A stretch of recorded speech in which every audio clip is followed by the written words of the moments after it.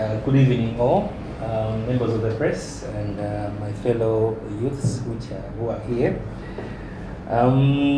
We are one youth, one voice for change in Malawi, as I already said, and we want you to feel free. As we're about to start, we want to do introduction, so each one of us will introduce him or herself. First and foremost, I'm Tameta. Yes. I am Charity Masauto. I am Ernest Mtemweka Chirambo. I am Dennis Charusa. Comrade Peter Jambo. Alfred Machum. I think at this juncture, I would like to hand over to our chairman for the statement. Thank you very much. I think, honestly speaking, from today, I think it will be us speaking on behalf of the youth in Malawi and across. I stand here as a chairman of One Youth, One Voice for Change in Malawi. My name is Ernest Mtemweka Chirambo. I'm a chairman in diaspora. I'm based in Scotland. We've got a team on the ground under the same organization. We've been talking and we've actually come to a point today that we should address the nation and talk about our concerns. So One Youth, One Voice started in 2020 with an aim to help all Malawians, especially youth, in the country and abroad, as well as, like I said, in the diaspora. The reason why we thought they should and we should be able to address some other concerns is that we've seen that most of the youth in Malawi, or Malawian youth, are being used and then dumped in a way that maybe they are not important.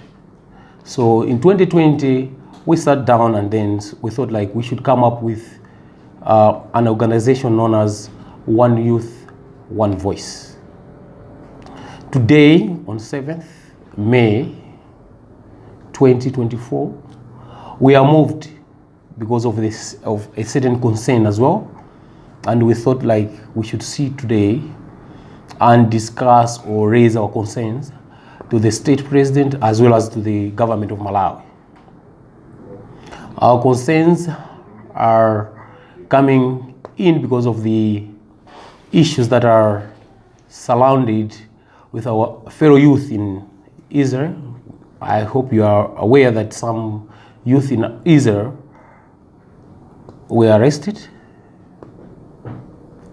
And there is also what we call MOU signed between Malawi and Israel, because no one in this country is aware or is being told what is being written in the MOU. So as youth beneficiaries or the stakeholder when it comes to the labor export, and definitely we are supposed to know what is exactly written in this what we call MOU.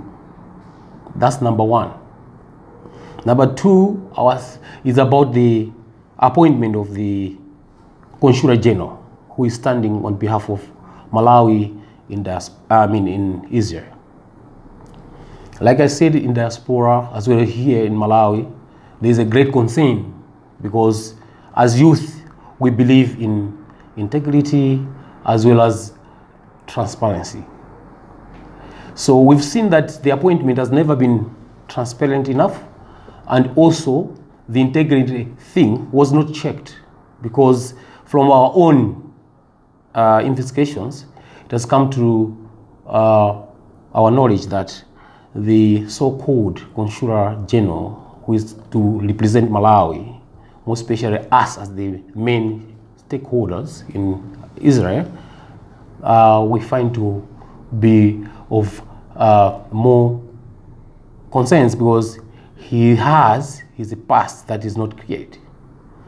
The other one is about him being involved in what we call $1 million judgment that passed by the Malawi government, by the court over central medical stores. This man is known as David Bisnowati.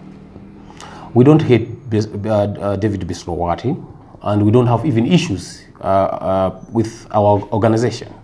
But we have a feeling that as a nation, they were supposed to think around and also explore more, at least maybe to consider other elements before bringing him as our Consular General.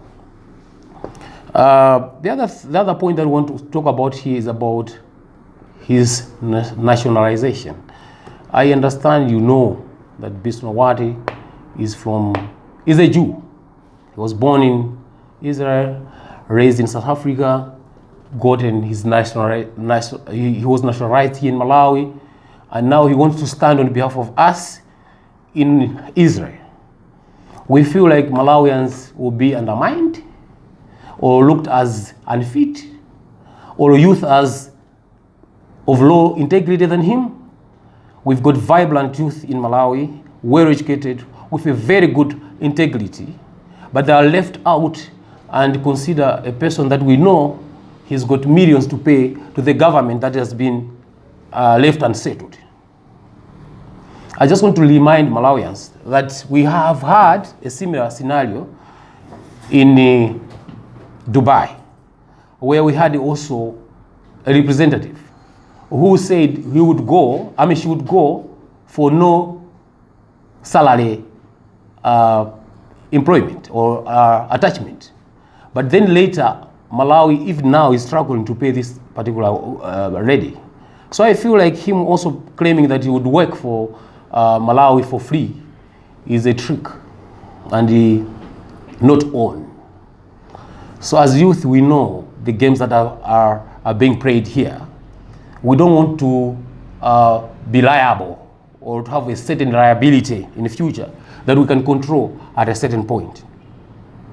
So we believe that our president is a listening president, and he's there to save us and save the good purpose of Malawians. So I feel it's a right time for us to stand as youth across, like I said, from diaspora and here in Malawi as well, that we don't, and we are urging the government to take the decision back. Recall the gentleman, please, and make a proper vetting process, very transparent process, that each and every Malawian should be satisfied that you have really considered it. Because I feel like if this continues, Malawians will not just watch. Us as the beneficiaries, like I said, for the good relationship that we have already established with Israel, will not just sit and watch. I think at a certain point, we will also stand and go to the parliament to challenge the decision. We are not a political organization, like I said, but we don't want this to be politicized, because we know these Malawians that are going there to work. They are not going there under any party. They are going there as Malawians, and very innocent Malawians. So we believe we need a human face. We need a human face to stand for us. We need a person who has no bad record or who doesn't owe Malawian anything, because there's nothing for pro bono, there's nothing for free that is being said in our history, because we've got a history, like I said already, for the Dubai issue.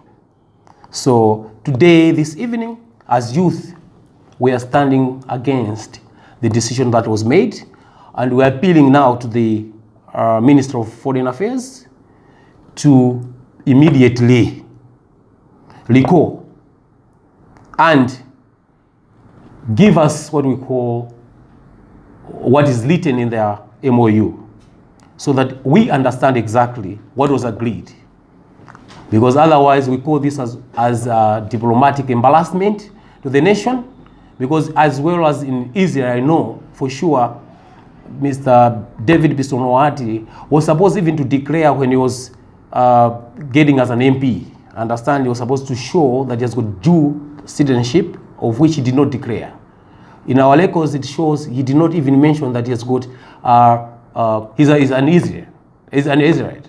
So today, we want to remind Malawians that in records, we know he lied, and we feel like his integrity cannot save a good purpose of this whole thing.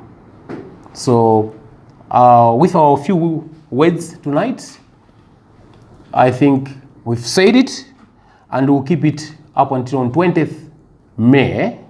We know for sure there will be a public appointment committee in Parliament meeting on 20th. And I think before that, we should be able to hear from the government and the state president.